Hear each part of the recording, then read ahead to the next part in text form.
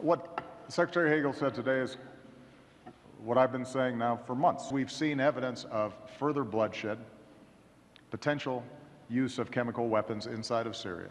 What I've said is that we're going to look at all options.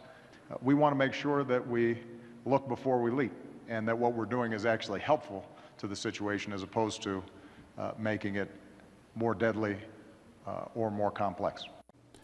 That was President Obama in Mexico yesterday, saying that the administration continues to assess how much aid to provide Syrian opposition forces.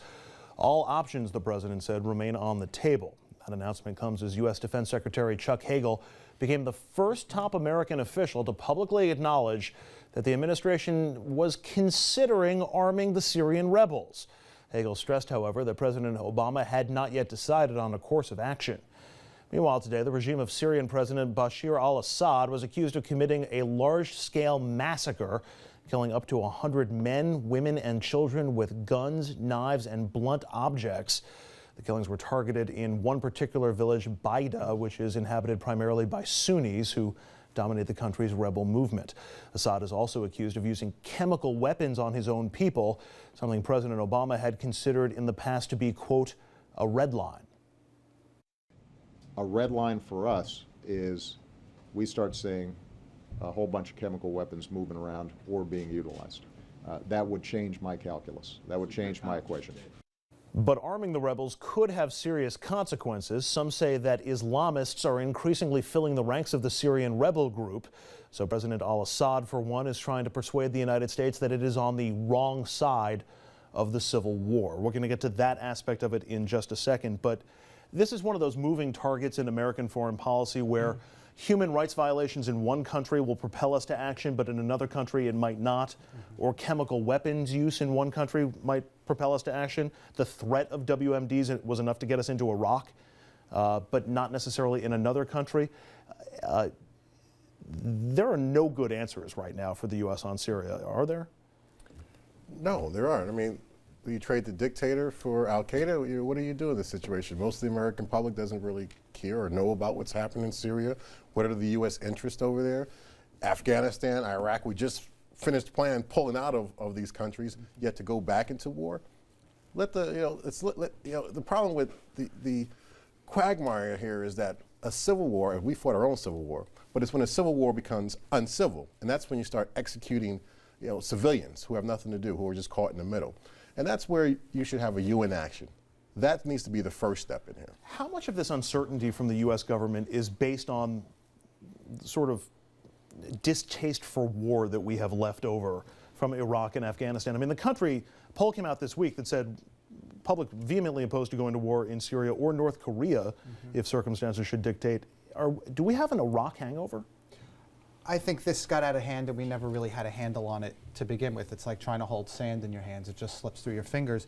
The Arab Spring bumped up against the real world and realpolitik, and there was a narrative put out there that President Assad is a bad guy and needed to be removed from office. And a lot of us were left wondering, since when are we in the business of not being in business with bad guys? It's a dangerous world. And I'm not quite sure how we got into this situation in Syria. And I've spent a lot of time reading about it and thinking about it and talking to people about it. I don't understand what we really are doing there. And I understand horrible things are happening. How much of that was provoked, how much of it wasn't. But this poll that people are discussing was an online poll taken by 518 Americans. I don't even use a 500-person sample when I'm polling in a congressional race. 518 people taken online in America think it's a bad idea to be in Syria? Find Syria on a map. I mean, I think there's just a lot of uncertainty. But that takes us back to your point of polling shows most Americans don't know what's going on with Syria.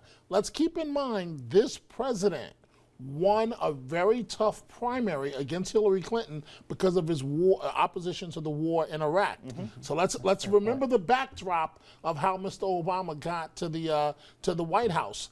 I just frankly don't think the American people have the stomach to go into another war where they don't see the American interest, when the economy is as bad as it is at home. Most people are still shaking their heads over Afghanistan and over Iraq.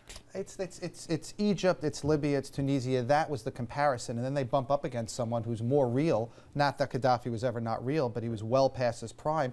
and then we're stuck. Let me take the Egyptian example, and Richard, you talked about this briefly, because in Egypt, we had a government that was harming its own people, and people here were watching in awe, and oh boy, the democracy movement, we love it, we got to support the rebels and oppose the current leader.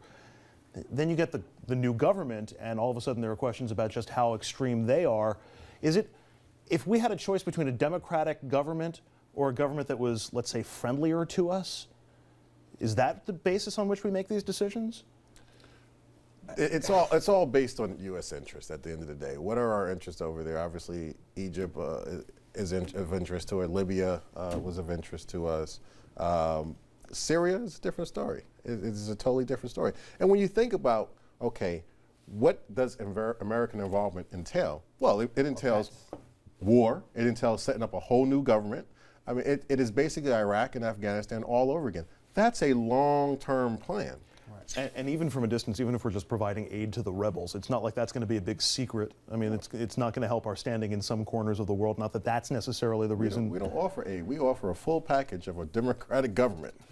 But it's not turnkey. It takes a long, long runway. Exactly and right. When they start making comparisons to Vietnam, when the North Vietnamese were saying, how long do you want to do this? We could keep doing this for another 20 years. This is murky and for America so many reasons, but chemical weapons, human rights violation, the proximity and the relationship with Israel. Yeah. There are a number of issues that conflate here. It's going to be a confusing issue, but boy, Syria is going to be in the headlines for quite some time.